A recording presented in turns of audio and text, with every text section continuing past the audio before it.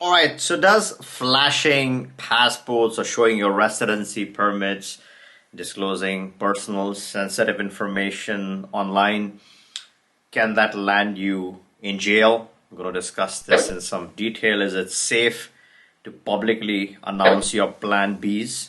Are governments watching this?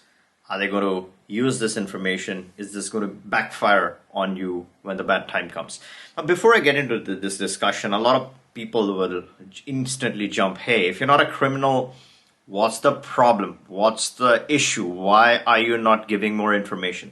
Now, crime, and the point here is, I don't want to get into the whole crime BS, right? And what I mean is, let's say there's a gay couple living in Saudi Arabia, they get accused of being gays, right? Maybe it's a criminal activity. Maybe they are not criminals according to their home country. Maybe they're a British couple. Or maybe they're a Canadian couple.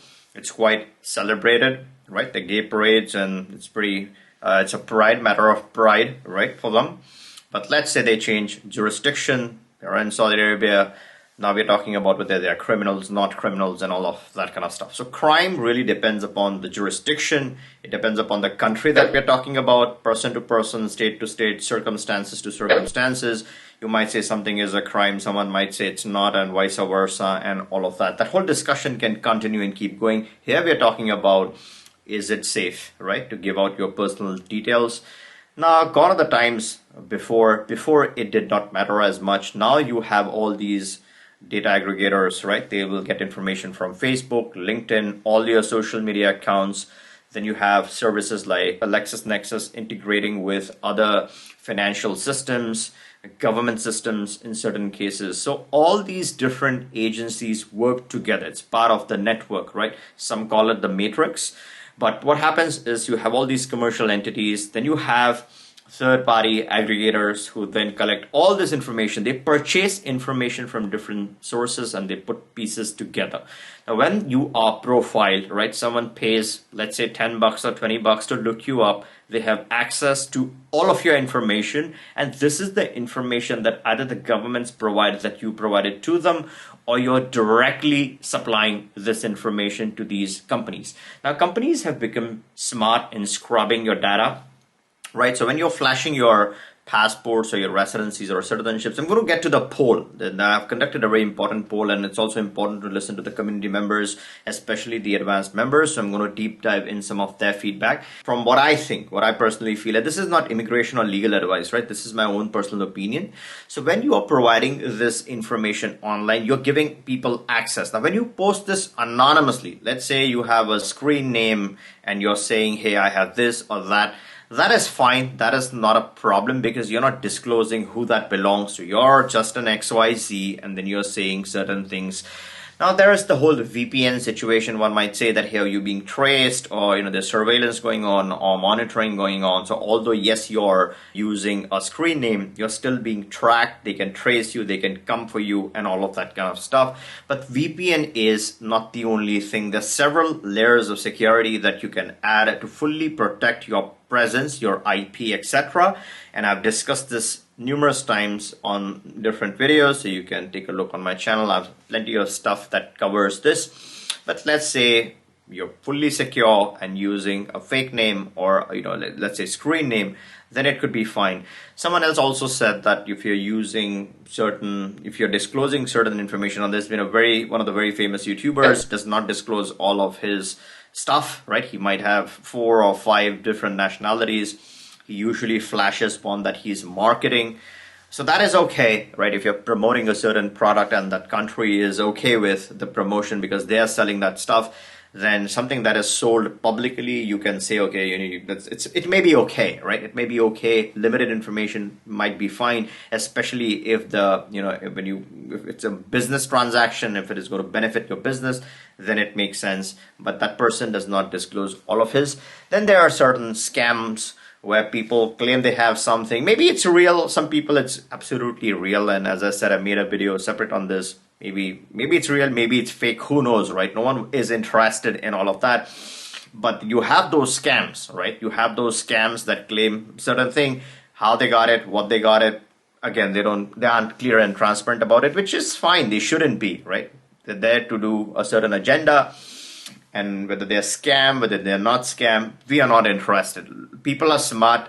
A lot of my viewers have brains. They think this stuff. They exactly know what's going on, who is a scammer and who is not. They are on top of things. Now let us get some feedback from the community, what the community feels about some of this stuff. And the question was, is it wise or safe to share your citizenships, whereabouts, residencies with random strangers online? And interestingly and expectedly, I expected my viewers to be smart and on top of things. The 78% of the people said it's a stupid idea, legally unsafe, right?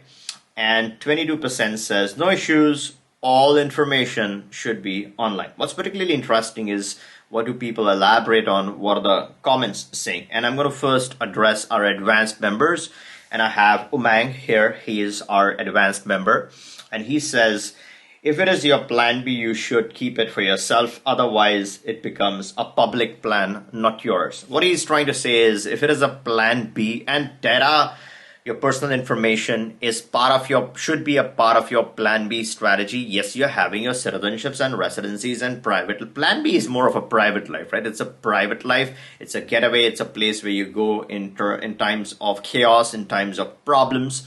And when you have problems, it could be legal problems, it could be any sort of problem. So when you are disclosing, hey, this is the place, here is where I am, come get me, is that a plan B? Gotta think, right? So what he means is, when it's a plan B, it's not up for grabs. It's something personal. It's something private. It's something which is supposed to be disclosed or used in times of needs, not to be flashed around, which makes sense. Bess Katrinsky, and she says that this is not at all or none question. You can mention a place or even two where you have citizenship or residency, or mention a place where you have a home or do business without listing every passport, every residency that you have. Unfortunately, doxing is a real danger these days, so making all of your information public is not the best idea. I completely agree.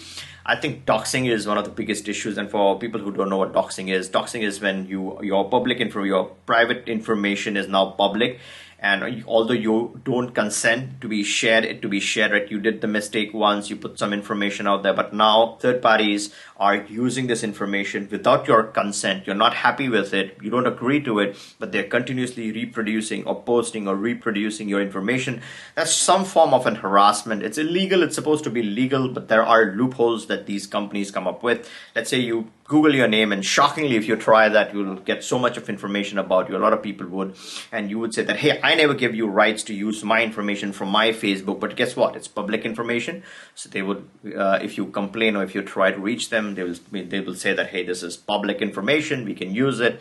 They find all these sort of loopholes. A lot of Western countries have freedom of whatever, so they try to use all of that, and they try to dispute it with you. When you try to catch hold of them, where they're located, Bahamas, in Belize, are you going to go to those countries to find these people? So it becomes tricky, it becomes tough to track them down, to take any kind of action. You're busted, information is now all over the place, and you have a lot of headaches behind your mind, right? So you got to worry about those things. So doxing is a very real situation here. Patience is Alpha. He says that if I become American, I'm not telling a single soul. What he means is, when you go to certain entities, when you're traveling around the world, a lot of people might look at them as targets of sorts.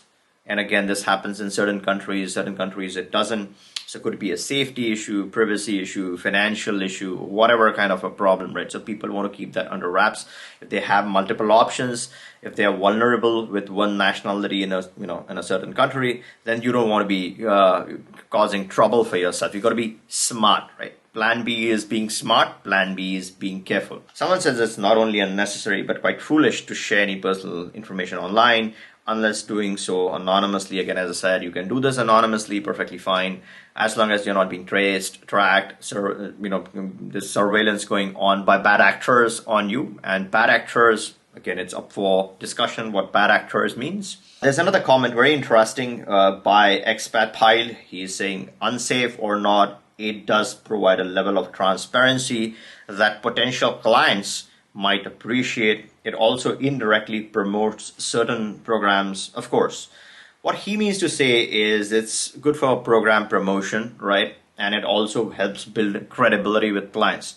To build credibility or to please clients, YouTubers shouldn't be expected to dance around with different passports like, hey, I got it, so you get it.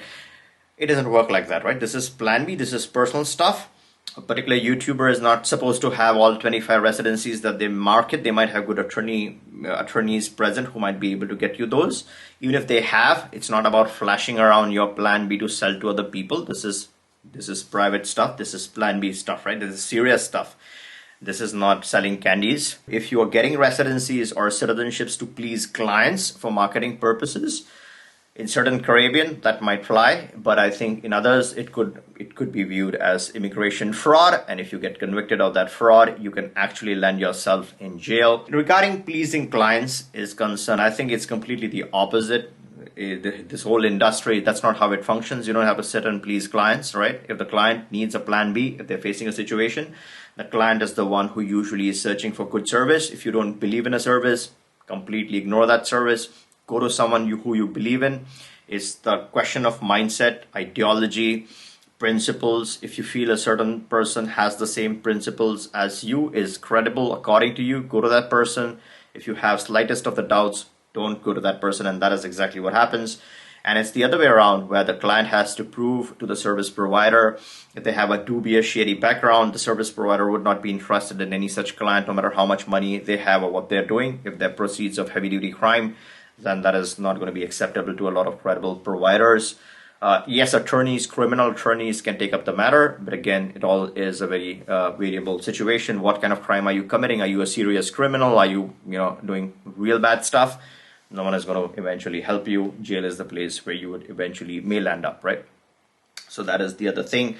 And service providers don't work with everyone. So it's, again, it all depends upon the situation, circumstances, and what kind of client we're talking about. All right, I hope you liked this video. If you did, give me a thumbs up. If you haven't yet participated in that poll, definitely make sure to voice your opinion. Let us know what you feel, right? It's an active poll. And if you aren't subscribed to my channel, make sure to turn on the bell notification and subscribe. If you are someone who is a regular who wants to participate in such polls, you can always be an advanced member and request that topic. If it is a popular topic, trending topic, then it can be picked up for the poll, where you get to hear from the community members their opinions on that subject. If you like this video, give me a thumbs up, make sure you're subbed, and catch you in the next one.